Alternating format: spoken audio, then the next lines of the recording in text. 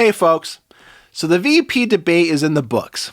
JD Vance won and Tim Walz lost. Big time. What we witnessed with JD Vance was a very competent and a very confident leader who can start on day one. And Tim Walz was a guy who was way over his head. Tim Walz did not want to be there, and he was not the tough guy he claims to be. Now, there's been some Saturday morning quarterbacking of JD Vance's performance. I think his performance was spot on. People wanted him to be more aggressive.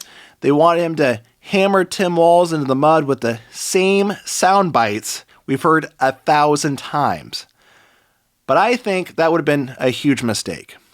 JD's job was to go out there and show the American people, and I think primarily women, who he really is. There's been a lot of bad media on this guy. The media is trying to turn him into someone he is not. They're trying to turn him into some kind of enemy of women, and he's not. He's pro-family, he's pro-life, but he's not the enemy of women. I think JD went out there and showed both undecided voters and women he's a good guy. He's a family man, and they don't need to worry about him. He was able to clear the record, and that's more important than sound bites that everyone's heard 1,000 times. So for Tim Walz, this guy, when the debate started, it was like he was so nervous he wasn't hearing the questions he was being asked. Like he could hear the moderator, but his brain was not processing the information. And from that, what I think people can take from this debate is this is not the guy you want making decisions. You do not want this guy to be the last person in the room with the president, especially if that's Kamala Harris. I mean, how can a guy who is this stressed over a debate handle issues that are larger than life? He can't. And I think we're seeing that with the Hurricane Helene response.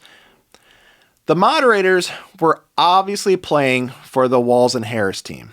Right off the bat, the moderators tried to fact-check JD Vance, even though they said they would not be fact-checking. JD Vance didn't take their BS, and he shut them down. And I think that set the tone for the rest of the debate. The moderators asked JD Vance about Trump's record, but they didn't ask Walz to clear up Harris's record. I mean, this is again why Trump is sick of doing debates. It's always 3-on-1, and it's never fair. I think this debate did move the needle for Trump and Vance. I think there is a group of people who wanted to vote for Trump, but they were really worried about Vance. Well, now I think they like him. It should be clear now. Kamala Harris and Tim Walz do not have what it takes to be the president or the vice president. They are the B team. They are not leaders at a high level. It's just not who they are.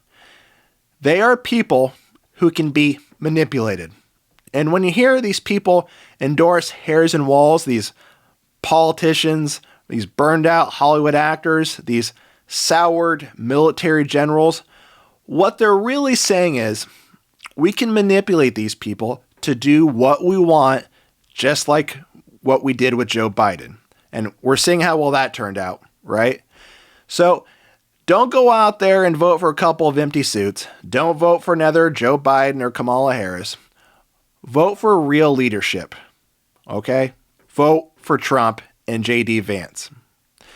Thanks for watching. Take care, and we'll see you in the next one.